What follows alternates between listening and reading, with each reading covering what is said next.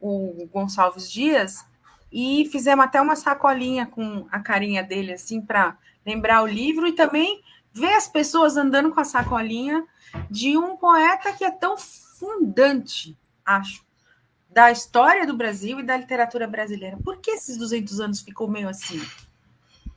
Essa é uma boa pergunta, hein? É. Eu acho que tem vários fatores na jogada, né?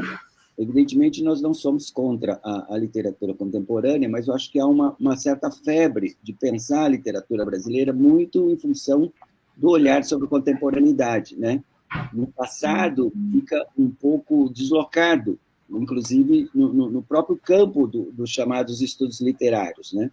Como se fosse uma coisa sem importância, né? Quando a gente pensa em tradição, quando a gente pensa em literatura brasileira, a gente tem que pensar esse processo de construção, né?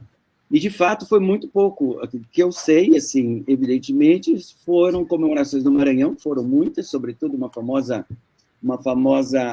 famoso programa que teve na Academia Maranhense de Letras, assim, foi mais ostensivo, mas eu não me lembro de outras, mesmo dos jornais, de outras rememorações sobre a importância do Gonçalves Dias. E 200 anos é uma data assim muito importante, né? A gente acaba pensando que o Brasil continua um pouco meio desmemoriado com o seu próprio passado cultural, né? Então, de novo, a nossa pequena utopia é tentar lembrar as pessoas que ele é um grande poeta, ele é um grande escritor, né? E tentando colocar ele de novo no debate, né? Porque um grande autor ele nunca sai do debate, né? Às vezes o que a gente precisa é lembrar que ele existe, né? E ao lembrarmos que ele existe e ao lembrarmos as facetas da literatura dele, ampliando o escopo para além da literatura indianista e da Canção do Exílio, a gente mostra que ele é um cara absolutamente importante para a cultura brasileira. Eu diria também, Joana, tanto eu quanto o Wilton somos professores universitários, então a gente atua dando aula de literatura brasileira em graduação e em pós-graduação, e a gente observa que essa quebra, né, que acontece hoje entre aqueles, tanto professores quanto alunos, que estudam literaturas que a gente poderia chamar de inatuais e literaturas contemporâneas, essa quebra ela tem ficado muito maior. Eu me lembro de alguns anos atrás em que essa quebra ela não era tão grande. Mas isso se acentua, e é óbvio que não é uma questão apenas dentro da universidade. A gente está respondendo, claro, a preocupações que são as preocupações atuais, políticas, culturais, do Brasil e de fora do Brasil. Então, né, assim, como a gente já passou por uma série de, a gente poderia até chamar de modas, mas vamos chamar de preocupações, né, que estão dentro da academia também. Eu diria que esse estudo do passado brasileiro é paradoxal a questão. O estudo do passado brasileiro incomoda muito as pessoas.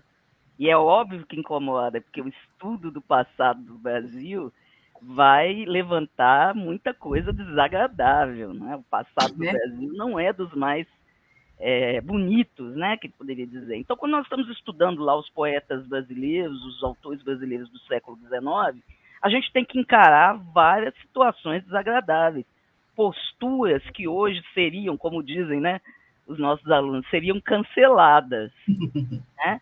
Haveria sim o cancelamento total da maior parte desses poetas. Então, isso tem o lado, primeiro, que muitas vezes ecoa também o nosso desconhecimento histórico. Nós não temos a menor condição de entender o que acontece no Brasil agora, sem pensar, pelo menos, no nosso século XIX, que é fundamental, que muda tudo, que é o século de formação disso que a gente chama de Brasil aí, né?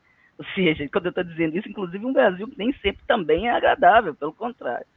Eu acho que a gente viveu recentemente no Brasil, bem recentemente, vocês sabem disso, uma mostragem muito dolorosa do que é desconhecer o passado, não é mesmo?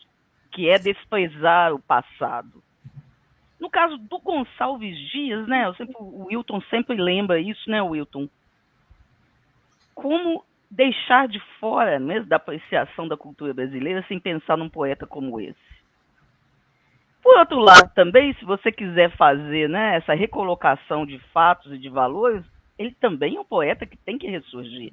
Ele é um poeta representante disso. Ele gostava de dizer, é claro que essas teses elas caíram por terra, mas o próprio Gonçalves Dias gostava de dizer que ele era fruto das chamadas 3 raças que formavam o povo brasileiro, né? Essa é uma tese oitocentista, claro, mas veja bem, ele tem um lugar aí e a voz dele tem que ser escutada.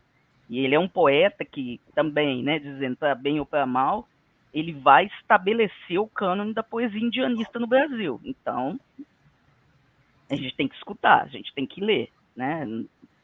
Eu estou me alongando um pouco aqui, saindo um pouco fora também do tema, mas para a gente pensar um pouco nesse, né, que lugar é esse? Por que houve tão poucas homenagens a esse poeta, né? É claro que tem um valor aí que está em discussão, né?